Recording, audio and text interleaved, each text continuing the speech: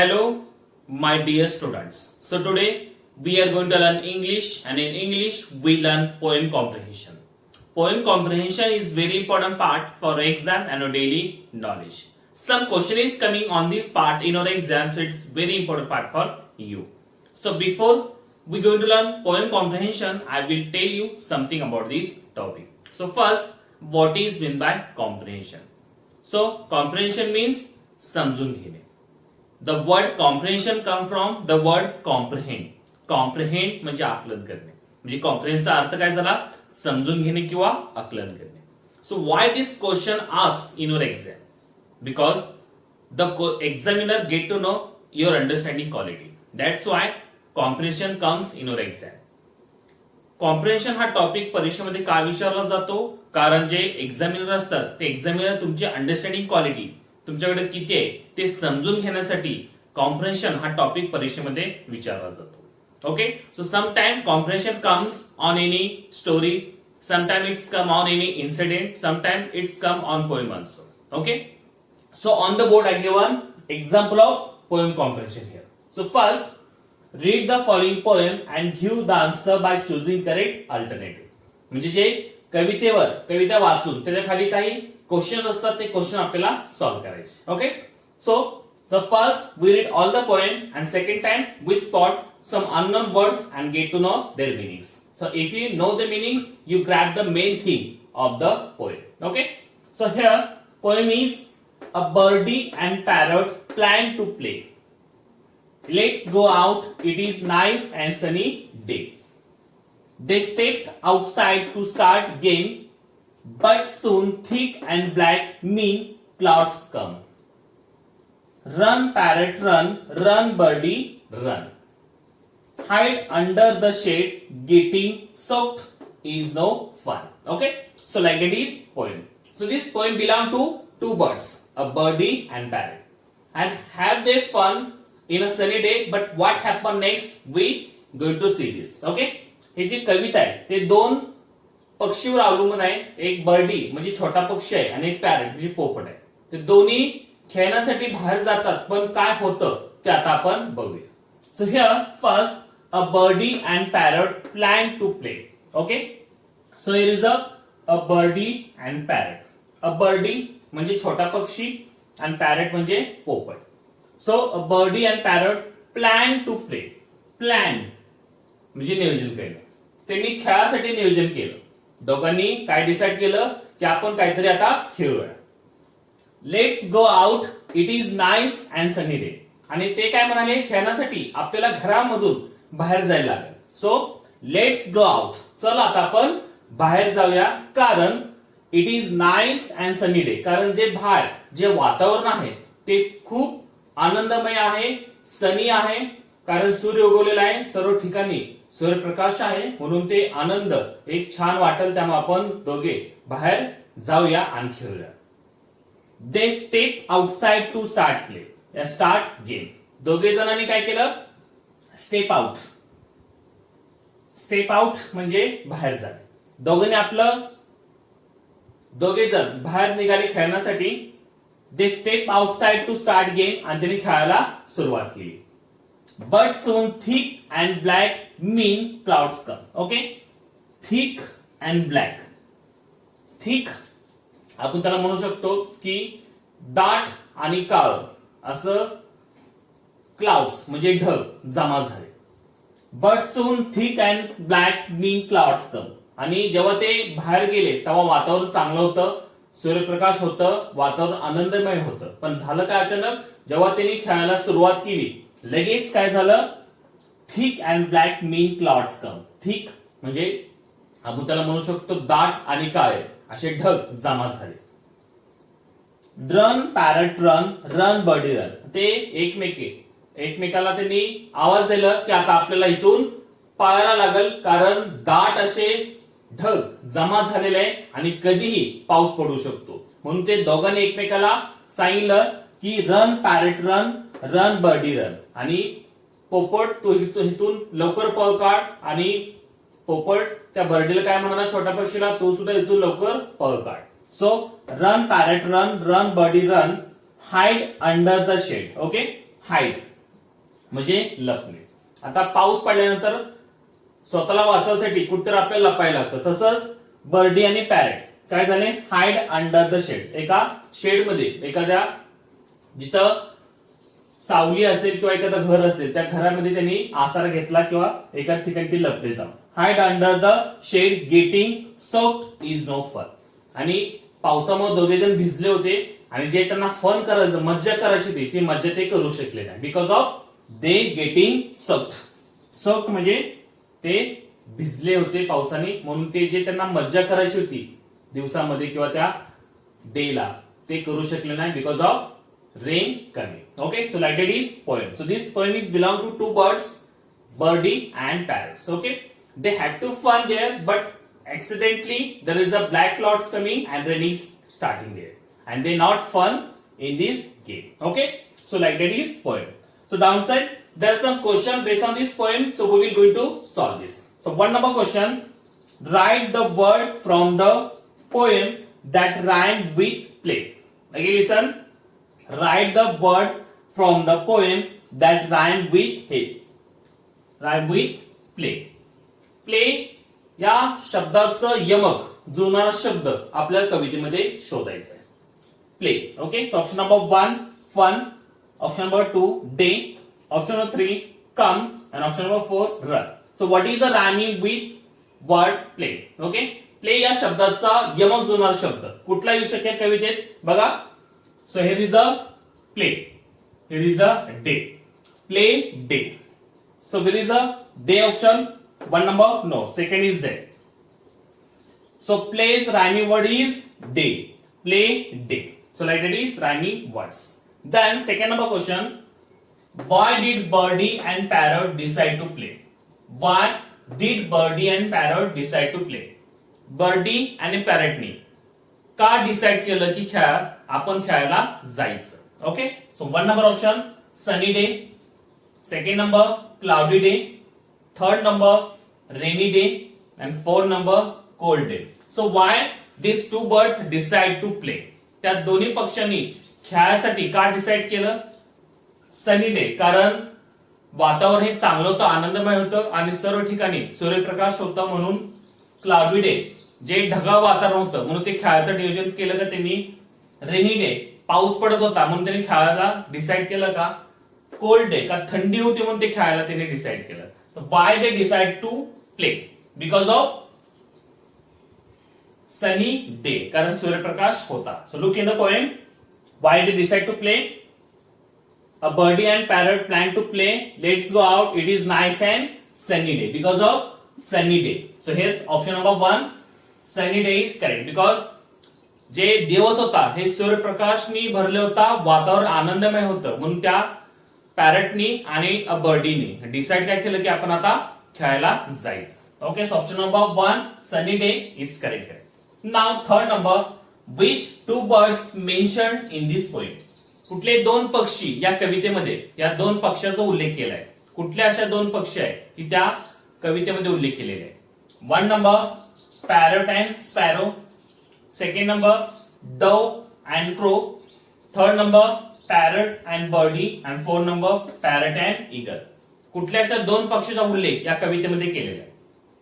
Parrot and sparrow पोपट आणि चिमणी, डव अँड क्रो डव म्हणजे कबूतर, क्रो म्हणजे काव. या कबुतराचं या कावाचं इथं एक्सप्लेन केलं, मेन्शन केलेलं आहे. पॅरट अँड बर्डी पोपट आणि छोटा पक्षी यांचा उल्लेख केलेला काय कवितेमध्ये? या 4 number parrot and eagle. Parrot म्हणजे पोपट आणि ईगल म्हणजे गरुड, या दोघांचा उल्लेख केलेला आहे. तर कुठल्या अशा दोन पक्षीचा उल्लेख या कवितेमध्ये केलेला आहे? Look in the poem. A birdie and parrot plan to play. Here is a two bird here, a birdie and parrot. Birdie म्हणजे छोटा पक्षी आणि पॅरट म्हणजे पोपट. या दोन पक्ष्याचा उल्लेख या कवितेमध्ये कवीनं केलेला आहे. Okay, so is that parrot option, parrot and birdie. So option number 3 is correct here. Parrot and birdie. Parrot म्हणजे पोपट आणि बर्डी म्हणजे छोटा पक्षी. या दोन पक्ष्याचा उल्लेख या कवितेमध्ये कवीनं केलेला आहे. So option number 3 is correct. Now 4 number, what happen when they step outside to start game. Okay, so what happened? जेव्हा ते बाहेर निघाले तेव्हा अचानक काय झालं? जेव्हा ते दोन पक्षी बर्ड इन पॅरट खेळण्यासाठी बाहेर निघाले तेव्हा अचानक काय झालं? What happened when they step outside to start game? So option number 1, clouds come. Option number 2, tiger come. Option number 3, rain come. And option number 4, dog come. तर जेव्हा ते खेळासाठी बाहेर निघाले तेव्हा काय झालं? क्लाउड्स कम, जे दाट काळ असं ढग जमा झालं. टायगर कम, का तिथं टायगर आलं. रेन कम, का तिथं पाऊस आलं. डॉग कम, का तिथं कुत्रा आलं. तर काय झालं होतं? Look here in poem. They step outside to start game, but soon thick and black mean clouds come. झालं काय?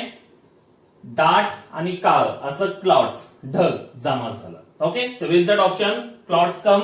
Option number 1 here. So when they step outside to start game, soon the clouds come. Okay, the clouds come. So like that question we solve. So our first poem comprehension is complete. So our poem comprehension is going on. First poem was over. Now we turn our second number poem.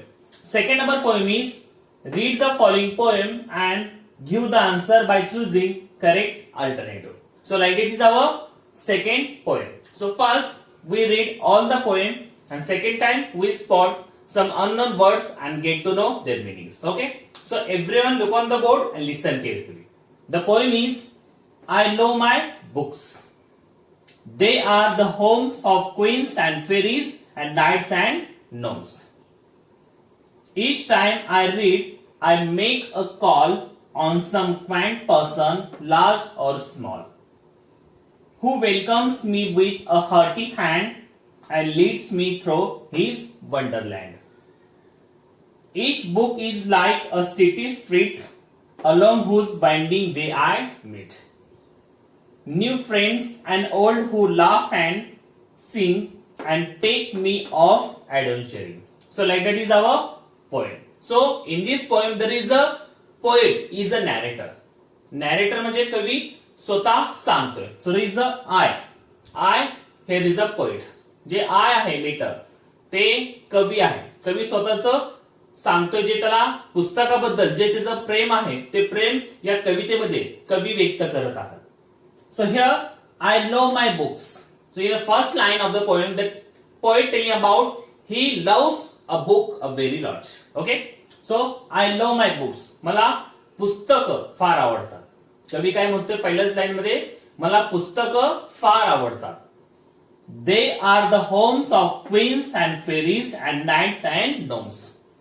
मला पुस्तक फार आवडतात कारण हे माझे पुस्तक आहे ते या लोकांचं घर आहे. कुणाकुणाचं? क्वीन्स असेल, फेरीज असेल, नाइट्स आणि नॉम्स, या लोकांचं हे जे पुस्तक आहे ते घर आहे. जेव्हा कवी एखादं पुस्तक वाचत असतो तेव्हा तो त्या पुस्तकामध्ये एवढं रमतो की ते जे वाचत आहे ते ऍक्च्युली त्यामध्ये ते रमण्याचा प्रयत्न करतो आणि कवीला जे पुस्तक आहे ते पुस्तक एक प्रकारचं घर वाटतंय. त्या घरामध्ये ते क्वीन्स असेल, फेरीज असेल, नाइट्स असेल किंवा नोम्स असेल हे राहतात, असं कवीचं मत आहे. क्वीन्स म्हणजे राण्या, फेरीज म्हणजे पऱ्या, नाइट्स म्हणजे सरदार आणि नोम्स म्हणजे आपण त्याला म्हणतो ठेंगू रक्षक, अशा लोकांचं पुस्तक हे घर आहे. कारण हे सर्व जे कॅरेक्टर आहेत ते पुस्तकामध्ये राहतात. म्हणून कवी काय म्हणतोय, हे पुस्तक जे आहे ते पुस्तकामध्ये जे कॅरेक्टर आहे ते कॅरेक्टरचं घर काय असू शकतं, तर ते स्वतः पुस्तक या कॅरेक्टरचं घर आहे, असं कवीचं मत आहे. So I love my books, they are the homes of queens and fairies and knights and gnomes. कवीला पुस्तकं फार आवडतात कारण त्याचं मत आहे की क्वीन्स असेल, फेरीज असेल, नाइट्स असेल किंवा नोम्स असेल या लोकांचं घर हे पुस्तक आहे. Okay. Then second stanza, each time I read I make a call. Each time I read, कवी म्हणतोय जेव्हा मी पुस्तकं वाचायला सुरुवात करतो मी एक कॉल देतो, मी एक बोलणी देतो. So each time I read I make a call on some fun person, large और स्मॉल. ओके. आणि जेव्हा मी पुस्तक वाचायला घेतो तेव्हा मी काही व्यक्तीला बोलवतो, त्यातल्या त्यात क्वाइंट पर्सन. आता आपण म्हणतो त्याला क्वाइंट पर्सन म्हणजे चमत्कारिक व्यक्ती, जे स्वतःहून मोठं होऊ शकतो किंवा छोटा होऊ शकतो, अशा व्यक्तीला आपण काय म्हणतो, क्वाइंट पर्सन. सो जेव्हा लेखक किंवा आपण त्याला म्हणतो कवी, जेव्हा एखादं कविता किंवा पुस्तक वाचत असतं तेव्हा तो काय करतो, एखादा कॅरेक्टरला स्वतः कॉल करतो. ऍक्च्युली नॉट फोनवर करत नाही, पण जसं आपण म्हणतो ना, एक आपल्या मनामध्ये जे आपले भावना उत्पन्न होतात, तसं कवी मनातून त्या व्यक्तींना कॉल देतं, बोलवतं. आणि त्यामध्ये जे क्वाइंट पर्सन आहे, म्हणजे जे चमत्कारिक व्यक्ती आहे, जे स्वतःला मोठं करू शकतात किंवा लहान करू शकतात, असे चमत्कारिक व्यक्तीला क्वाइंट पर्सन असे म्हणतात. So each time I read, I make a call on some quaint person, large or small. जेव्हा मी एखादं पुस्तक वाचायला घेतो तेव्हा मी या क्वाइंट पर्सनला एक प्रकारचं कॉल देतो, बोलवणी करतो. Who welcomes me with a hearty hand. आणि जेव्हा मी त्यांना बोलवतो तेव्हा ते पूर्ण मनापासून ते व्यक्ती माझा स्वीकार करतात. Okay, so each time I read, I make a call on some quaint person, large or small, who welcomes me with a hearty hand. आणि जेव्हा मी त्यांना कॉल देईल, जेव्हा मी त्यांना बोलवल, तेव्हा ते मनापासून मला माझं सन्मान करतात, माझं वेलकम करतात. And leads me through his wonderland. आणि जेव्हा मी त्यांना हाक मारतो ते माझ्या हाकेला उत्तर देतात आणि मला त्यांच्या वंडरलँड म्हणजे जे त्यांचं विलक्षण असं प्रदेश आहे त्या वंडरलँड मध्ये मला घेऊन जातात जेव्हा मी त्यांना बोलवतो. So each time I read, I make a call on some quaint person, large or small, who welcomes me with a hearty hand and leads me through his wonderland. आणि मला त्यांच्या वंडरलँड मध्ये, चमत्कारिक प्रदेशामध्ये मला ते घेऊन जातात. Each book is like a city street.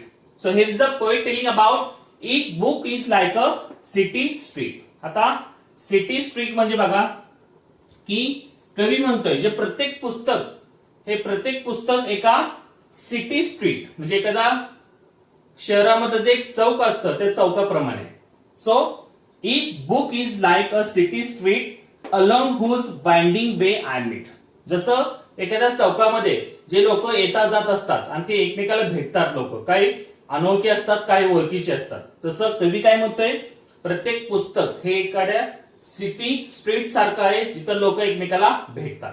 So each book is like a city street along whose binding way I meet new friends and old who laugh and sing and take me off adventuring. आणि कवी म्हणतोय की जे पुस्तक आहे ते पुस्तक एखाद्या सिटी स्ट्रीट सारखं आहे ज्या ठिकाणी लोक एकमेकाला भेटतात. मग तिथं जुनी मित्र असू द्या किंवा नवीन ओळखीची झालेली मित्र असू द्या, ते कसे एकमेकांशी बोलतात, हसतात किंवा गाणे गातात. तसं जे पुस्तक आहे त्या पुस्तकामध्ये माझे मित्र आहे आणि ते मित्र माझ्यासंग बोलतात, आम्ही गातो, मज्जा करतो. Okay, so each book is like a city street along whose binding way I meet new friends and old who laugh and sing and take me off adventuring. आणि जेव्हा मी त्यांना भेटतो, आम्ही बोलतो, कुठं त्या सिटी स्ट्रीट सारख्या ठिकाणी जसं लोक भेटतात तसं आम्ही पुस्तक वाचताना काही जुने मित्र असू द्या किंवा नवीन मित्र असू द्या, ते भेटतात, एकमेकांशी बोलतात, मज्जा करतात, गाणे गातात आणि मला त्यांच्या ऍडव्हेंचरिंग म्हणजे साहसी अशा ठिकाणी मला ते घेऊन जातात, म्हणजे पुस्तकातले characters. Okay, so like poems. So in this poem the poet is a narrator. The poet is a narrator. Narrator म्हणजे कवी आहे या कवितेमधला, तो नॅरेटर आहे, स्वतः माहिती देतोय स्वतःची. Okay, so in this poem the poet loves a book lots. म्हणजे जे कवी आहे त्या कवीला पुस्तकावर फार प्रेम आहे.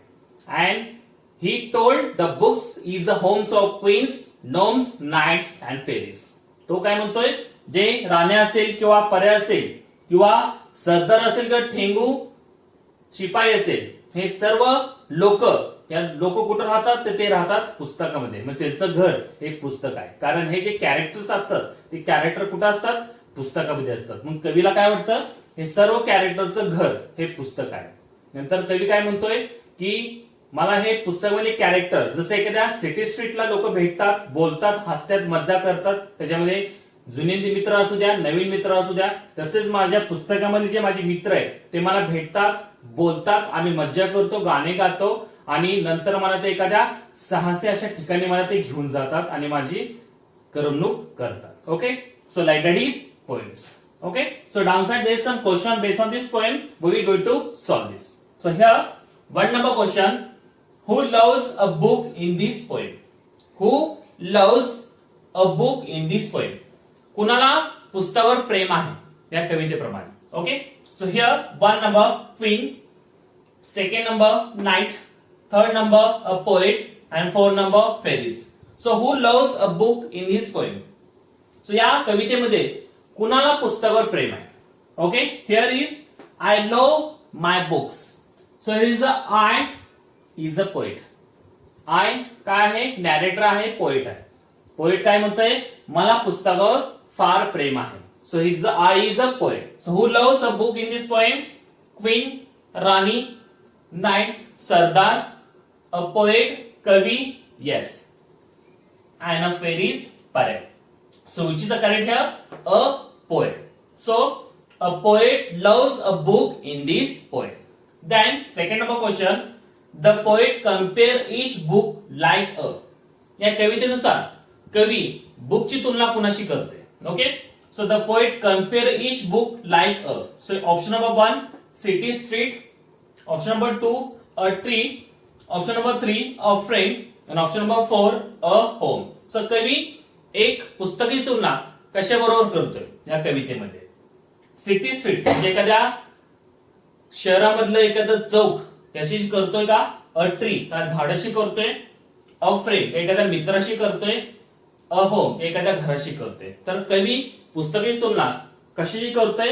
So look in the poems. I love my books. They are the homes of queens and fairies and knights and gnomes. Each time I read, I make a call on some quaint person, large or small, who welcome me with a hearty hand and leads me through his wonderland. Each book is like a city street. Each book is like a city street. So here the poet compare book is a city street. म्हणजे कवी इथं पुस्तकी तुलना एखाद्या city street म्हणजे शहरामधलं चौक असतं त्या चौकाशी करतोय. Okay. So there is option a city street. Option number 1 is correct. Okay. So the poet compare each book like a city street. So option number 1 is correct here. Now third number, who welcomes poet with a hearty hand? Who welcomes poet with a hearty hand? म्हणजे पूर्ण मनापासून कोण कवीचं welcome करतोय, स्वागत करतोय? Option number 1 queens, option number 2 knights, option number 3 people and option number 4 quaint person. So who welcome poet with a hearty hand? Queens म्हणजे राण्या, knights म्हणजे सरदार, people म्हणजे लोक, quaint person म्हणजे चमत्कारिक व्यक्ती. So look here in the poem, who welcome poet with a hearty hand. So here each time I read, I make a call on some quaint person, large or small, who welcomes me with a hearty hand. So who welcome here? Quaint person म्हणजे चमत्कारिक व्यक्ती, जे लहान किंवा मोठं कसंही होऊ शकतं. हे व्यक्ती पोएटला किंवा कवीला एक प्रकारचं वेलकम करतंय, स्वागत करतंय. So where is the quaint person option? 1 number no, 2nd no, 3rd no, 4 is there. So quaint person welcomes poet with a hearty hand. So option number 4 is correct here. So like that question we solve it. So our second poem comprehension is complete.